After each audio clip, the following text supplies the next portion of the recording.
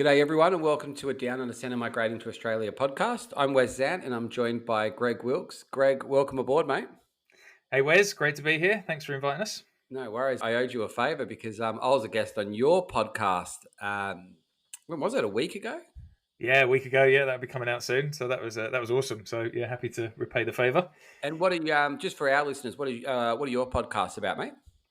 Yeah, so we help construction businesses grow and trades in the UK. So our particular podcast we just did was all about if you wanted to move to Australia and if Australian businesses wanted to employ UK trade. So it was quite useful, really. So we cover all aspects of how to grow a construction business. Awesome. So you're in Australia now, and you're in Sydney, which is, I guess, for many Sydney. New South Wales, I wouldn't say New South Wales, but Sydney sort of people see dollar signs there. Is it that hard to live? Make yourself, to survive in Sydney, mate, with a family of four? Yeah, look, being honest, it is very expensive for Sydney. It's expensive to buy. Out of our friend group, I would say 10% of us own properties, 90% are renting here. That just seems to be the common theme around Sydney and the Northern Beaches particularly. So it is very expensive, but it's just an awesome lifestyle and an awesome place to be. So I guess you're paying for a little bit of a lifestyle, but you either have to have a bit of money behind you or just be prepared to rent. And what is house prices over there? Is it like what would you relate it to back in the UK? It's like London, is it? Is there a certain area of London Yeah, that it's like? It's like London. I mean, to give you a guide, 4-bedroom house here on the beaches. If you got like maybe not even having a sea view, but a property that might have a little pool, you'd probably be paying about $2.5 to $3 million for something that's not amazing, like not really done up well. If you're looking for something better that's immaculate, maybe 3 to 4. So it's not cheap by any means. So, what was your attraction then to Sydney?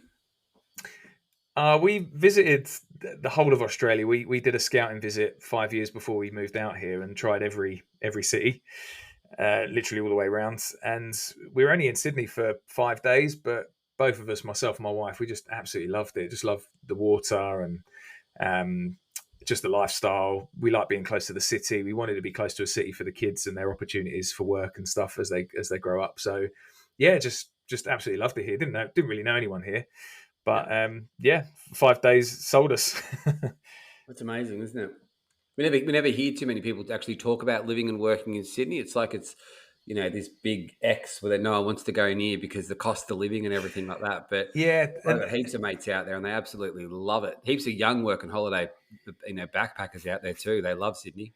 Oh, it's awesome. And to be honest, I don't really need to live right here because I work from home anyway. So it's not as if I'm having to work in this area and be near the CBD or anything. So it's just simply living here for the lifestyle. We're just so close to the beaches and there's great cafes and restaurants. And we're sort of 30 minutes down from Manly and you can get a little ferry over to Sydney for the evening out. It's just an awesome spot. We're in the city in 45 minutes drive. It's just perfect. Yeah. Perfect for what we want. Yeah, that's perfect. So, Greg, let's go back to the start. So, you obviously, we'll talk about what you do because but you migrated as a carpenter to Australia. Yeah. On the 190 visa. So, when did you actually get to Australia, mate? How long have you been here for? Yeah, we've been here just over 2 years now. So we arrived on November the 9th, 2022. So that was when we moved out here. So yeah, it's literally just been 2 years. So we're counting down the months until we can get our citizenship. But it comes around fast enough. I'll tell you, it's gone very fast. And just give listeners a bit of a rundown, mate. Who's in your crew? Yeah, so my wife Sarah and 2 kids, Chloe who's 16 and Charlie who's 14. So that's our fam, and now a little dog. We did have 2 dogs in the UK, which we couldn't bring over. I can tell you a little bit more about that later. But we've got a little dog out here now, a little Cavapoodle, which is great, called Dusty. Ah, nice. I like the name too. So Sarah, how many people call her Sarah? Oh, everyone. Yeah. Sara is how it's spelled, but everyone calls her Sarah. That's sweet. That's the classic Sarah. The other one I get is Megan, mate. When I speak to someone, they're called Megan. I call them Megan, and they're like, "It's Megan." I'm like, "Sorry, that's my bad," but I'm just used to it because in Australia, it's Megan. It's not Megan. Yeah, you and got to it's get there used to all enough. these varieties of the ways things are pronounced. Yeah, you soon get used to that. So, so you've got a 16-year-old daughter, Chloe. She probably would have been challenging, mate, to get a 14-year-old with her mates and everything from the UK over to Oz. Was it with Chloe especially, or she was pretty cool with it?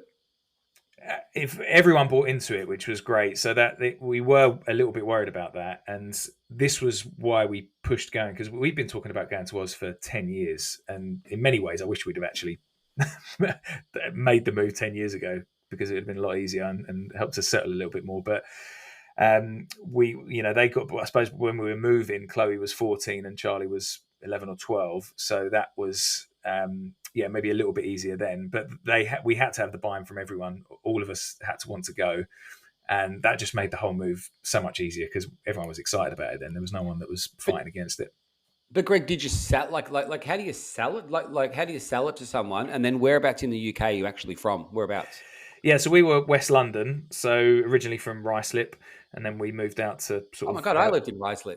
yeah, I know. I think because I used to work in Ealing as well, and I think that's where you had your Yeah, we office, do. didn't you, in the Yeah, Down Under Centre? So yeah, yeah, we're a very close connection. But so we did the visit over here. I think that was the real kicker, was once we come over here, and we spent about a month, and it was just the holiday of a lifetime, and everyone just loved it. We just loved the lifestyle, and we come back from there, and everyone was like, "I'm in. I want to go." So that's how it all started, really. My wife had yeah. been watching Wanted Down Under for about 10 years, so it had always been on the cards. We'd always spoken about it, but it got very serious once we'd come over and done a scouting trip. Yeah, yeah. And schooling and that for Chloe and Charlie, like how did it work in Sydney, mate? Is it obviously you're on a 190 visa, so are they just at normal like sort of state schools, or you put them in schools that cost money? What have you done with the kids? Yeah, so that was a little bit of a challenge actually, because the kids were in private school over in the UK, and then we come over here, and we first of all we couldn't get them into a private school, um, and we thought I would just try a normal state school. But I must say, I personally don't think the education is as good over in Australia as it is in the UK. If I'm honest, maybe it's Hmm. just the schools that we have around us in this area. But speaking to a lot of kids their age, there are some actually. I mean, let me just caveat that there are some amazing schools if you get them in, but it's so difficult to get them, and they're few and far between. Yep. So Charlie's in a school. He's in like a sports school, which he's not very keen on. He's looking forward to leaving. Chloe has actually left school now, so she's gone to TAFE, and she's now working for me as she's doing like marketing and stuff. So she's loving Oh, that. good But on her. I mean, she was very very academic, but just didn't get on at school over here at all. So she just wanted to get into work. So we pulled her out, and Yeah. she's doing an apprenticeship with me. Good on her, and it's obviously good father daughter combo. Yeah, it's good. Making it Yeah. real. But so, what do you think are the main differences, mate? Like, be honest. This is the purpose of these podcasts. We're not here to sell one thing, listeners. We're just here to like interview people that have made the move and give you ideas and just see how people are getting on in Australia. So, Greg, Yeah, fire away, man. What do you think the differences were? And this is in Sydney as well, guys. Yeah, so this is comparing Sydney to London, I guess. So I mean, there might be different areas in the country where someone might be in a UK school and think, well, the school's rubbish where I am. But where we particularly were around Ruislip and Aylesbury, and that the schools were exceptional. So we're comparing it to that. But over here, my boy, he says he'll finish his work and then there's nothing to do. So the teachers go, I'll just play Minecraft or play computer, and that was just unheard of in the UK. So he'll be playing games most of the day. He come in well in front of everyone else. I would say maybe a year or 2 years in front, learning wise. So now we've been here for 2 years. It's almost as if he's wasted that time, because they're now all sort of catching up to where he was at, and he's not really especially academic. It's just that's what we found the standard was. They struggle with funding and resources, so there's a lack of teachers. So sometimes they've got a lot of sub teachers in. So all of that combined, yeah. Personally, I just the whole school experience isn't fantastic. Yeah, it's so interesting because like some people we interview are like, oh, the schooling's like way better in Australia and the UK, and it goes to show you, listeners, that you can take in many people's opinions, but I think once you live it and you feel it yourself, it's a lot easier for you to get your own opinion. Because like this, it's like a statement, isn't it? But the way you've said it, Greg, is perfect, because you would have had a good school in Ruislip as well. Ruislip's not a bad area of the UK. Private school. Is it easy to get in? Like when I think of Sydney, mate, I think about traffic, all one way, lots of loops and all that. When I got stuck there driving there with a trailer, I shouldn't have ever done that in my life. The one-way systems and everything. With the schooling and all that, is it easy? Is it just like drop off and all that, or is it like just so busy? Oh, it's easy. We say we're in Sydney as if we're in the centre of Sydney. We're not. We're just out on the northern beaches. So they call this like the Insular Peninsula, because once you're on the beaches, you sort of don't need to leave and head anywhere else. Yep. So we're 40 minutes right out of the heart of Sydney. Yep. So there's no traffic where we are. It's it's absolutely fine. Just drop off easy, and everything's easy. Parking's easy. It's great. But that is saying that even the city centre, I don't find that much traffic. Maybe it is more compared to Melbourne, but where we are, I don't find there's traffic at all. Well, maybe I suppose I'm comparing that to London and being on the A40 going into the city. It was a disaster, but no, the traffic's great here. So you migrated as a carpenter. You were the the head person migrating everything. You brought Sarah and the kids with you. What does Sarah do for work, mate? She wasn't working, but now she's doing a medical receptionist. So she just got a job about 6 months ago. So she's loving that. But she was just looking after the kids before that. Yeah. So I come over as a carpenter. That's not actually what I do now, carpentry, but that was what I did the visa for, just to get in. Yeah. Yeah, no, that's awesome. And how is Sarah? Sarah, I'm doing it myself now, mate. How was Sarah with the move? She was all good? Yeah, interestingly enough, so she was the one that was driving it at the beginning, and then we did our application. I can't remember when we first started. We actually went over to New Zealand first, and we were going to go to New Zealand originally because we had some friends over there, and then that didn't work out. I tried to do the visa myself and tried to apply for it, which I never recommend. And they rejected my visa. And then a couple of years later, we submitted to go to Australia, went right through the process with you guys actually. And then Sarah pulled the plug. So she wasn't up for it at all. Moving over, just found it too hard emotionally, leaving her parents. Yep. So originally she was the one driving it, and then she decided she didn't want to come. So that was just like emotionally for me and the kids and that was really frustrating, because I'd sort of set my heart on it, and then the rug had been pulled underneath us. But when we got into COVID, it sort of tipped the balance again, and then she realised that just the UK wasn't the place, and too much family time, mate. Get me out. Yeah, exactly. So, and I think COVID made me just realise actually that you can be away from people and still have a nice relationship with them, and you can cope, when we didn't see the parents as much for those sort of 2 years COVID was on. So that tipped it. And then we applied during COVID is when we took it seriously again and went for it visa-wise, which actually worked out really well, because when we first started applying, as everyone probably knows, that like Australia completely pretty much shut the borders to migrants coming over during COVID. No one was getting a visa. And we actually got granted initially is it the 491, the regional visa? So we were going to go in on that, go and move out regionally, which wasn't what we wanted at all. But we thought, let's just go and live somewhere out regional and put up with it for 3 years, and then we can move to Sydney. And then all of a sudden, I think, was it Scott Morrison? I think he got in trouble because he wasn't allowing anyone to come in. And then he just sort of almost like opened the floodgates, and then they offered us a 190, which I wasn't expecting at all, because I didn't have many points. I think I only had 65 points.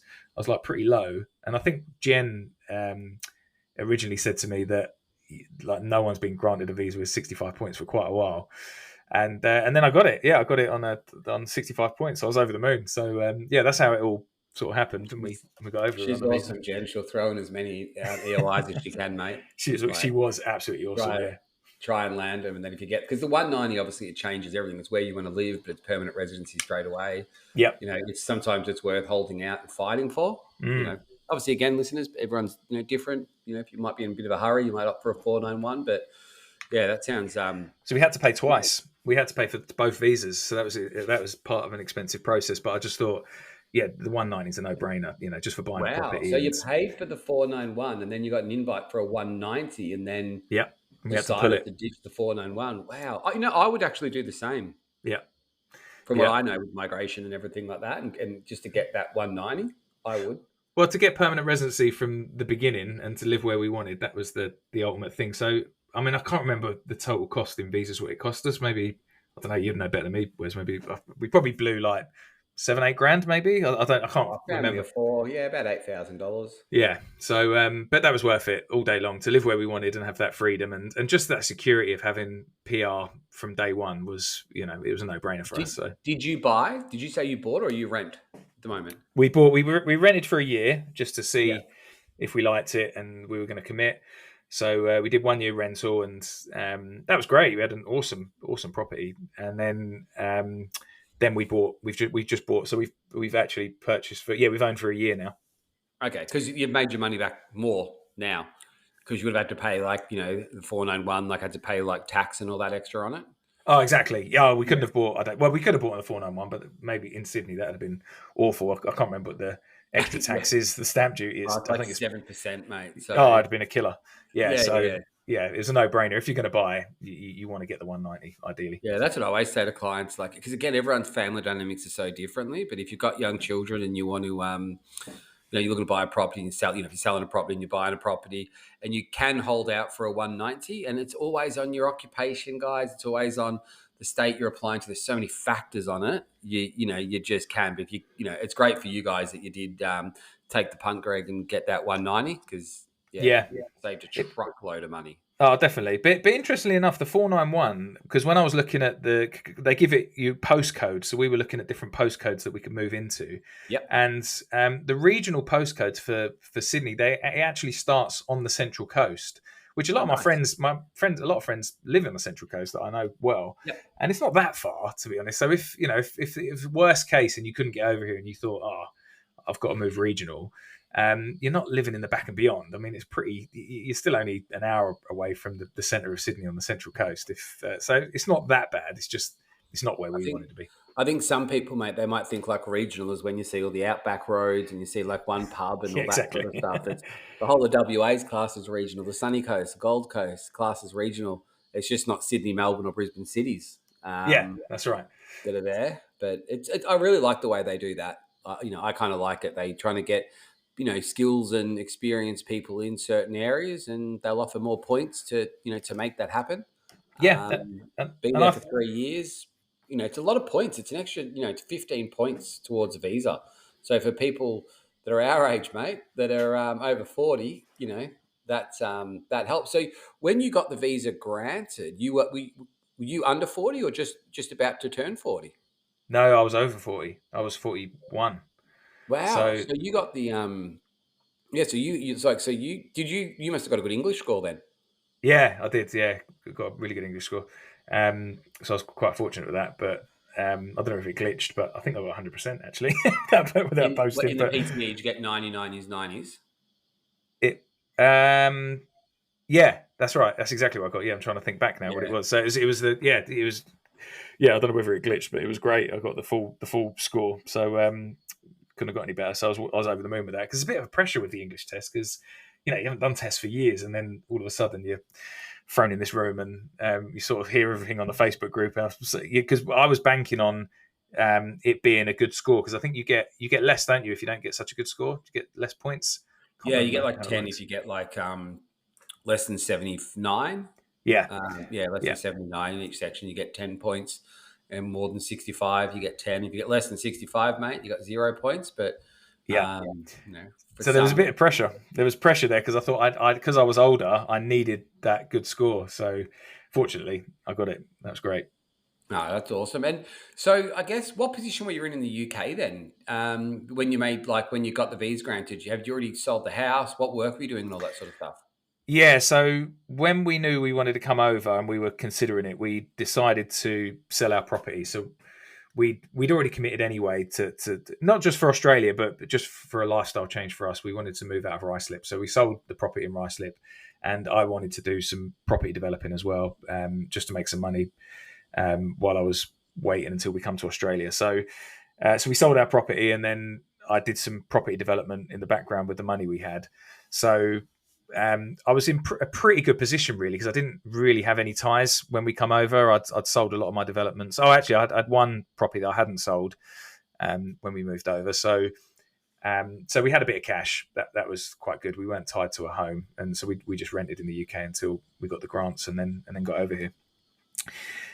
So that worked out quite well. But yeah, we one thing I would say is, because we've got a couple of like buy-to-let properties in England, and if you are coming over here, you've just got to think about all that, like how you're going to manage your portfolio and all that other stuff. Like I think the less ties you can have in the UK, the better. And I was very much tied. I've had a couple of businesses over there and property buy-to-lets, and gradually now I'm starting to try and sell them all down because. Why is that? Because of the taxes, or it just doesn't work? Yeah, you've got, well, first of all, I didn't realize this with the businesses, but if you're running a business in Australia, if you're running a business in the UK from Australia, then you have to submit accounts in England. So you've got to pay accountant to run your limited company accounts in England, but you also have to have an accountant do it in Australia as well, which is ridiculous. So you're doubling up on all your accountancy fees. You don't pay double tax, but you do double up on your accountancy fees. So that's painful, for one.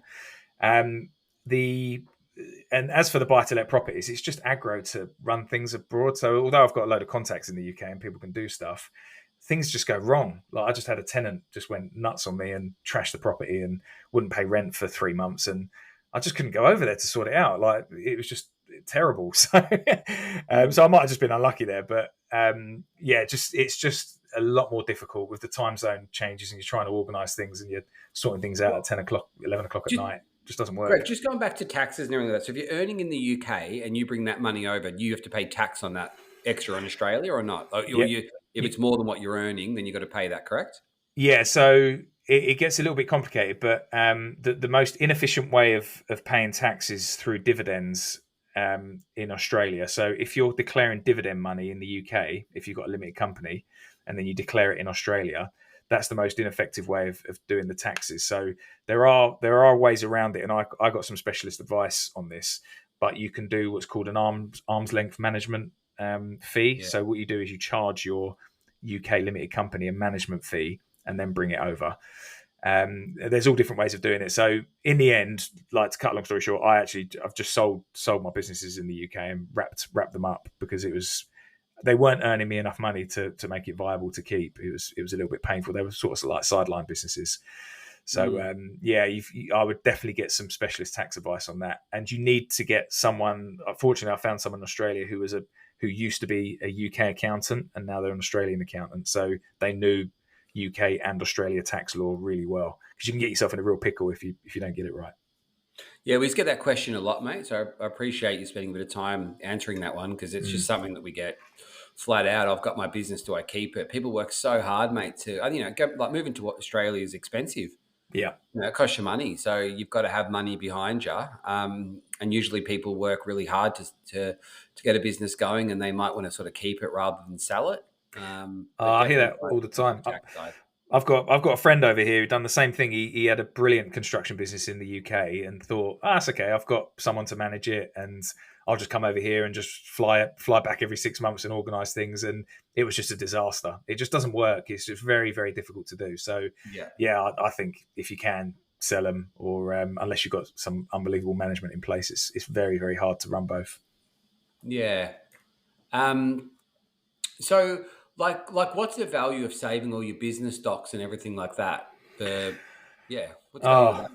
That was a game changer for us. So fortunately, I'm reasonably organised. So everything I've ever had in business, I've always saved away and put in files, all my invoicing, all my estimates.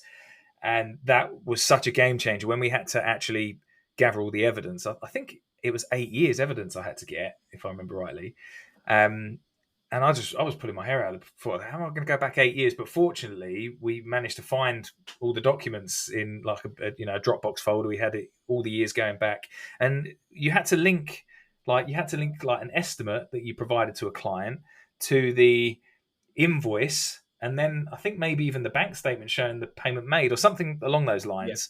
So it was like you had to have everything in place to show it was all there. The only thing I didn't have that I hadn't kept, which I recommend people try and get, is the bank statement. So I had to write off to my bank and ask for 8 years of business bank statements because I closed the account and I didn't have it anymore. So they had to physically post out. They did it for free, actually. It's HSBC, but they've just posted out this big folder of bank statements for the last 8 years, and that I had to go through manually.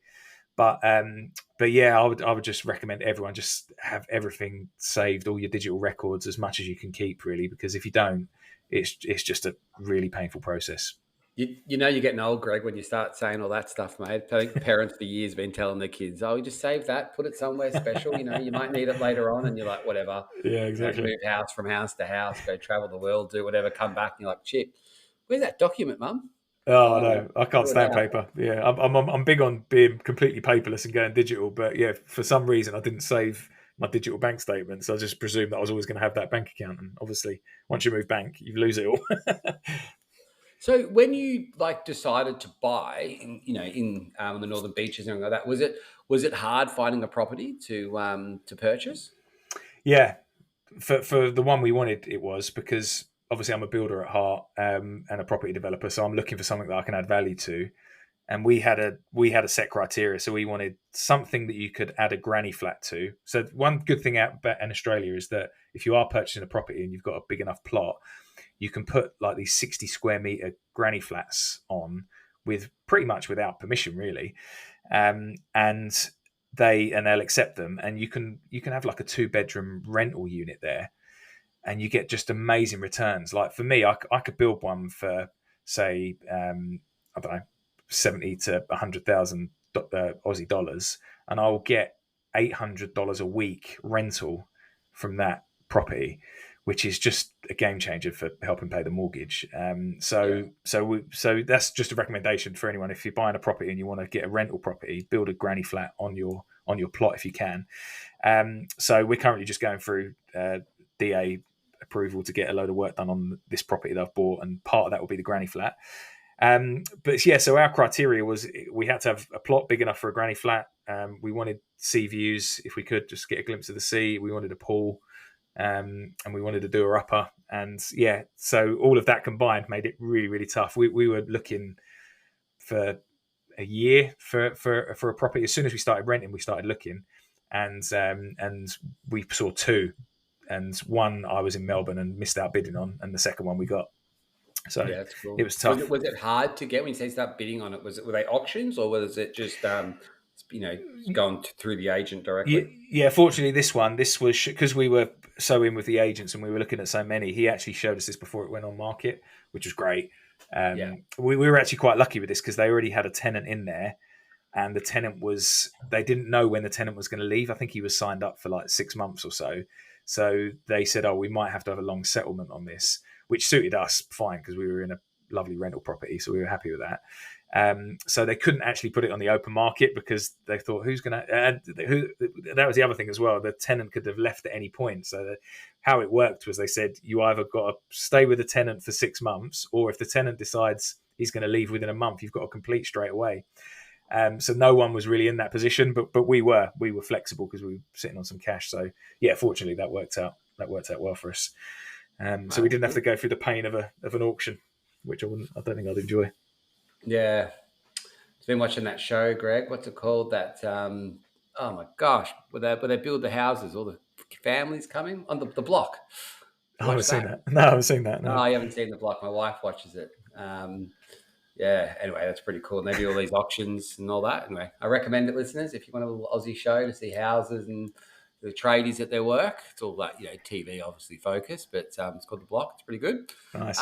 One thing I'll just add actually, Wes, which might be helpful to listeners is when you're renting, if you're renting and you're looking to buy, the good thing over here in Australia is it favours the renters more than the landlords. So what you can do as a renter is you can, if you want to get out of your contract. So we actually signed into a 2-year rental agreement because we wanted that security, but we could get out at any point with, I think, a month's notice, but you have to pay a penalty. And the penalty was only it was 1 month's rent. So so that gave us some confidence that actually we can secure a really long-term rental agreement. But if we want to get out and buy something, we can just pay the 1 month penalty and just get out immediately. So that worked out really well for us, and might help anyone that's renting but looking to buy. No, that's good, mate. Any info people can get? We again, that's what we do it for. Let's actually. So what are you doing for work at the moment then? Because you mentioned you're doing a bit of property development. You're doing coaching as well. Yeah, so I do business coaching for builders and trades in the UK, and we show them how to grow like £1 to £5 million construction businesses, and that I actually started in the UK, but I did that specifically because I knew I was coming to Australia and I wanted a business that I could take over with me.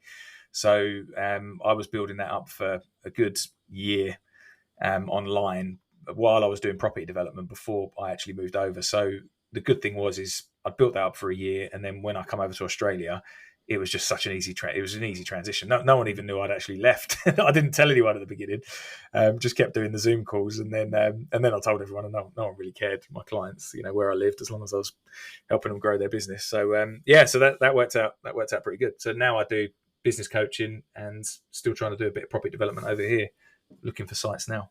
And do you ever go back on the tools, mate? You ever pick up a hammer and do a bit of chippy work? Or No, I can't stand it. No, I absolutely hate being on the tools. I'm more into the computer and marketing and sales and all that side of things. Yeah, I've just never enjoyed it. So I was pretty keen to get out of that as soon as I could. Yeah, that's what some people do, I guess, and then others just absolutely love it. I miss plumbing so much. Yeah. Oh, for sure, mate. No, not for me. So I think I'm sick of it. I've done it for so long. Like I've just been doing it for years, and I'm more than happy to chuck those tools in the bin. I'm going to start running around with a hammer in my house, mate. Start breaking the bathroom so I can put a new one.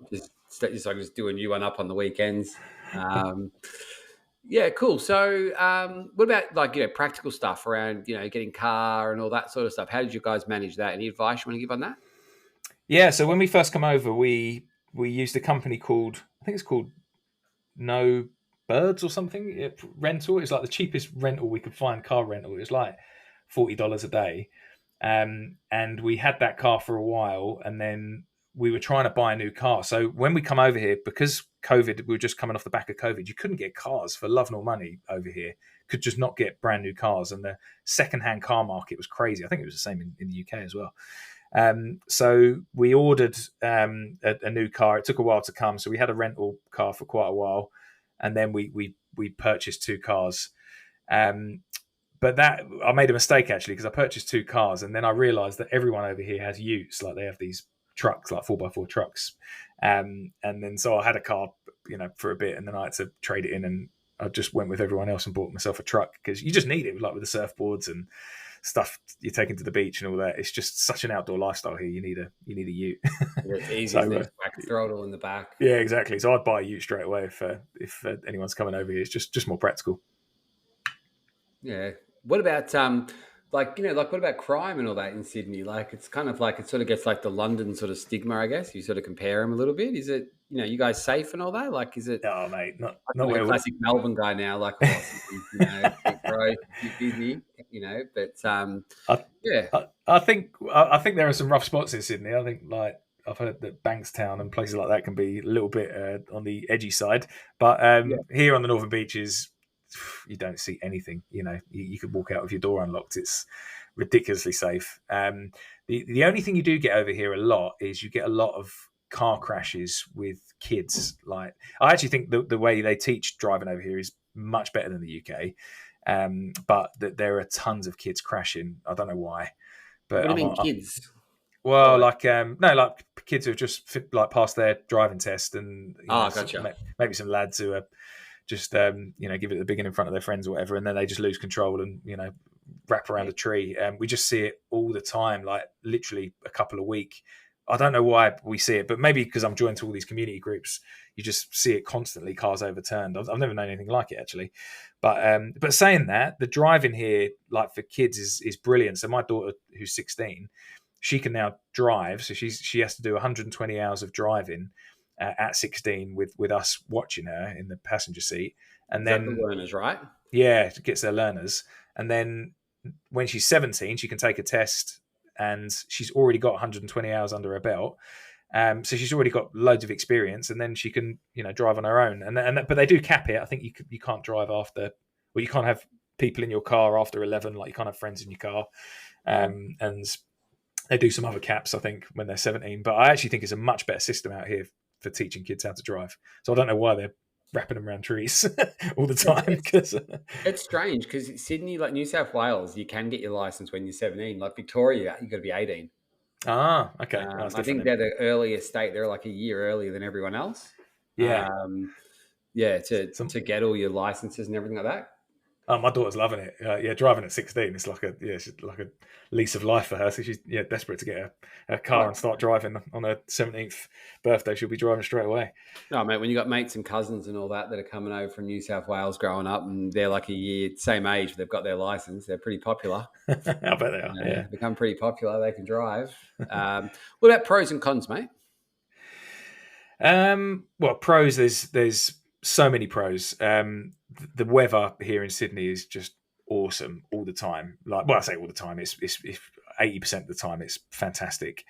It can get super hot in the summer, so sometimes you do get the odd day that will creep up to like 40 degrees, and you're like, wow, this is really really hot. But it's not that bad. If you are getting a property, make sure you got aircon in it. I think you have to have that in Sydney.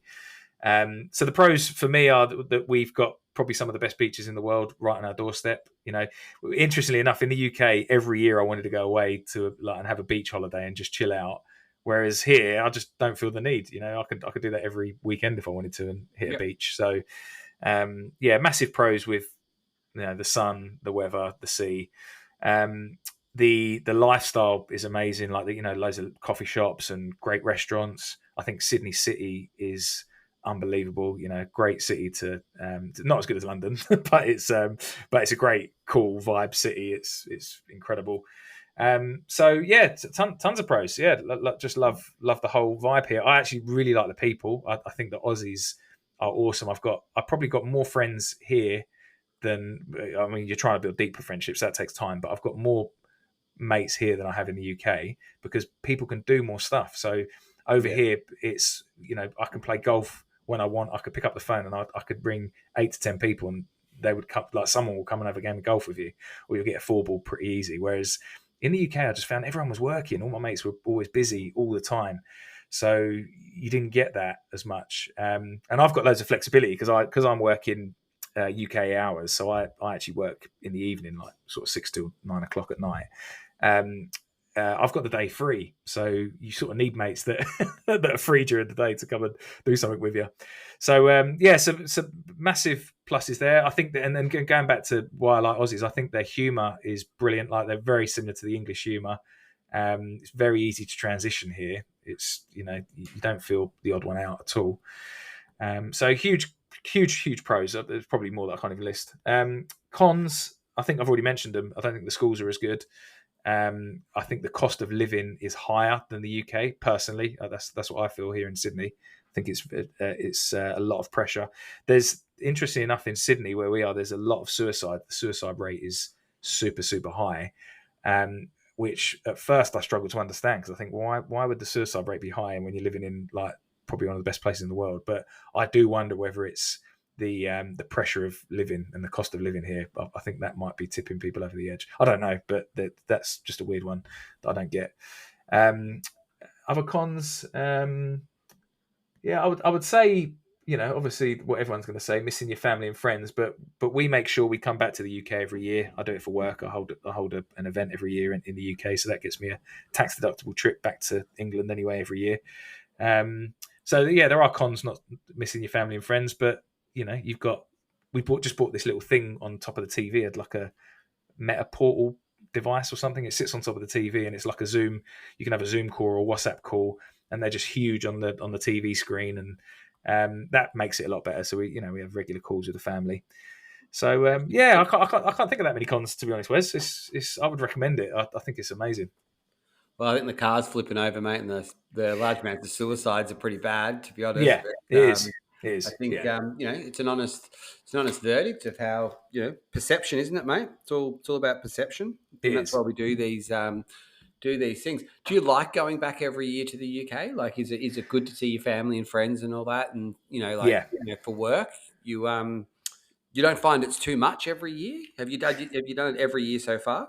Yeah, we've done it. We've done it every year. So we've been over twice already, and we've only been here 2 years. And then we'll be going in June or July next year again. So no, I don't find it too much. To be honest, you get used to the flight.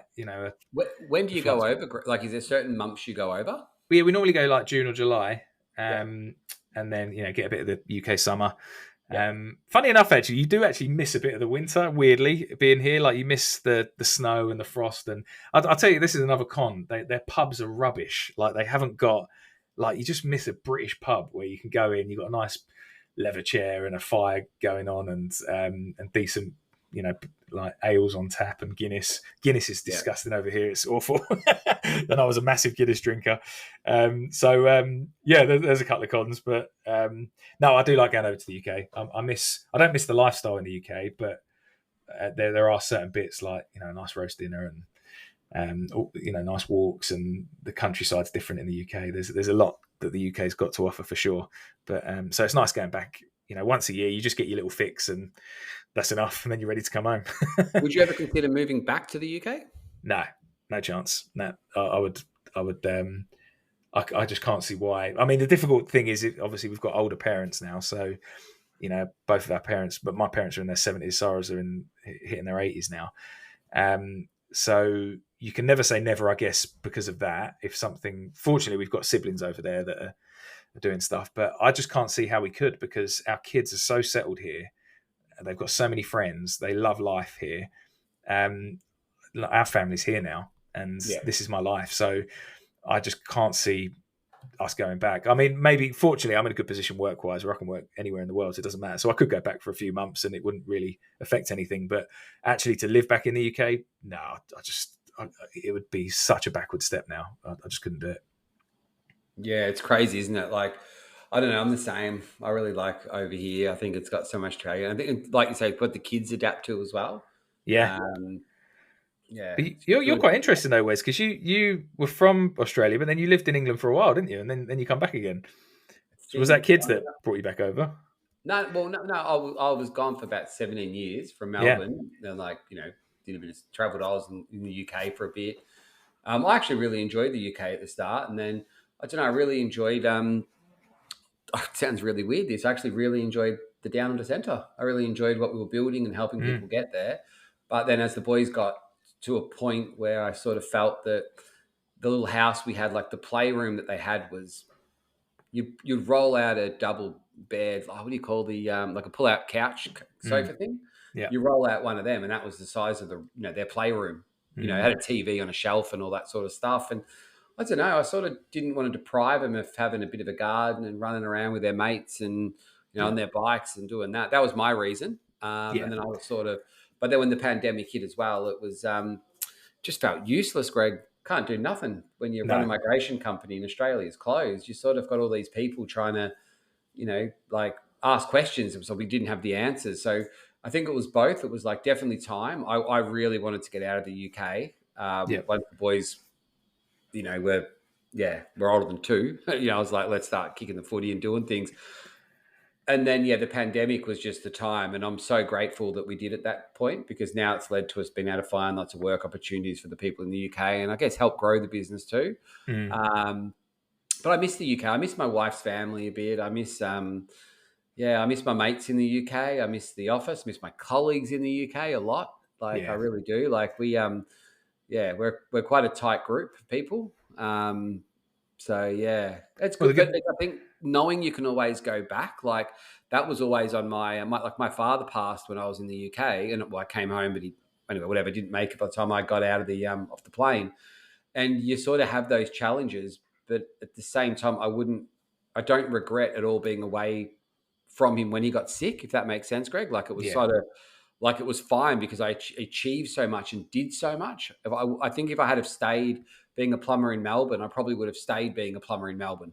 Yeah. But I opted to go off and travel and to do things. And then I don't know. I always encourage, we've got a couple of workers, mate, that are looking to shoot off and travel, and they're like, oh, we don't know what's going on. I'm like, guys, go off and do it. The Down Under Center's not going anywhere. Go off and travel, see what happens. Oh, you don't want to live life in Yeah. regret, do you? You've got to try things, and that was one of our big things for just coming over here. Like, I mean, when we come over here, in my head, I was like, right, this is a permanent move. But we told everybody it was just a year. We're just going to try a year, and if it doesn't work out, we're coming back. And we would have come back if we'd have come over here and hated it. We'd have just moved back. You know, I know you'd have lost a bit of money financially, but you know, you can always get back. You got a British passport, just go home. So, but you know, to live life in regret and not try it, I think that's probably the worst thing. I wouldn't want to look back in 10 years and think, oh, I wish I'd have made the move and I didn't. So that's a factor we get, unfortunately, Greg, with lots of people that sort of sign up in their sort of, 40s, and then they get to 45 and like, I really wish, and they're sort of, pushing its draws, whether that saying is to try and, what's going to happen? Is there any options for people older than 45? And it's really hard for them. But I don't know, like, I think you just got to, for your listeners out there, you just got to do what the heart wants and just give it a crack. If it works, it works. I know it doesn't work for everyone. But again, we're not here to sort of sell Australia. We're just here to ask people like Greg just questions about his journey. And when it came up that he was in Sydney, I was like, "Come on, Greg, you owe us a podcast, mate.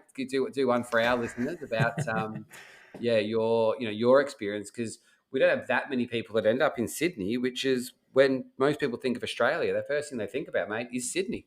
Yeah. It's so I was happy to do it. It's I think if you can get over to Sydney and you can afford it, I think it's absolutely brilliant.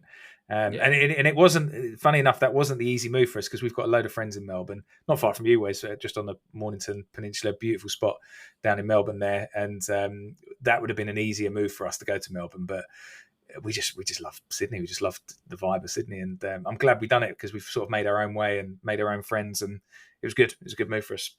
Ah, perfect. Well, Greg, thank you so much for taking the time, mate. You enjoy you enjoy your day and everything. And that was Greg Wilkes, who's migrated from Ruislip down to Sydney on a 190 visa. Cheers again, Greg. Thanks, Wes. Catch you guys. See you next one.